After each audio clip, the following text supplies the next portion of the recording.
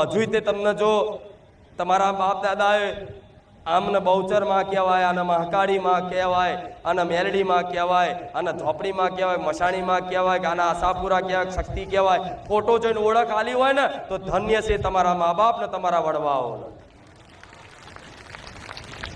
કે જેણે આવી પરંપરાઓ અને આટલું થોડું જ્ઞાન જીવનમાં આલ્યું. આજે કઈક પેઢીઓમાં પોતાની કુળદેવીના નિવેદ શું થાય એ ખબર નહીં હોતી, છતાંય તે ભલે ખબર ના હોય તો તમને ભાવે મન વસ્તુ હાલજો, માતા સ્વીકારી લેશે.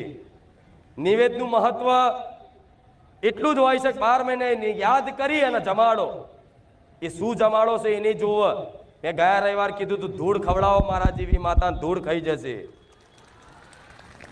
ભાવની ભૂખી માતા છું, પ્રેમની ભૂખી માતા છું. મને નિવેદની કોઈ પડી નહીં. કદાચ નિવેદમાં ગોર ઓછો હશે ને તો માં ક્યારેય નહીં કે દીકરા ગોર ઓછો નાખ્યો છે. નિવેદમાં કદાચ ચોખ્ખું ઘી નહીં હોય, બજારમાં મળતું ડુપ્લિકેટ ઘી નાખીને ખવડાવો તોય તમારી માં અમીનો ઓળકાર ખાઈ લેશે. એનાથી મોટી વિશે શું વાત હોય? આ શું ખોટું? તો આટલી કૃપા, આટલી બધી તમારી ગલતીઓ થતી હોય છતાંય બધું અનદેખું કરીને તમારી માં તમારી પર રાજી રહેતી હોય ને તો રોજ એનો આભાર વ્યક્ત કરવો, એના પ્રણામ કરવો કે માં તે આલ્યું ને એટલું ઓછું નહીં. આજે અમે બીજાનું જોઈને જોતા હતા કે મેં ત્યાં માં શું આલ્યું અમને, પણ માં અંતર આત્મામાં ઝોંક્યું ને તો માં આ તારી કૃપાથી આ શરીર તંદુરસ્ત છે. તારી કૃપાથી માં આંખોની જગ્યાએ 2 આંખો આવી છે. તારી કૃપાથી કાનની જગ્યાએ 2 કાન આયા છે. તારી કૃપાથી હોઠની જગ્યાએ હોઠ આયા છે.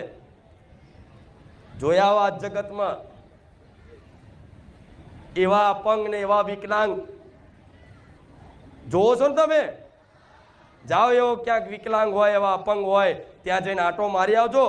એમનું અંગ આ જગ્યાએથી પાછળ લાગેલું હોય, મોઢું આખું ફરેલું હોય, તો તમને આવા સુંદર શરીર સાથે તમારો સ્વસ્થ જન્મ થયો હોય ધરતી પર, એનાથી મોટી વિશેષ કૃપા શું હોય ગોડાઓ?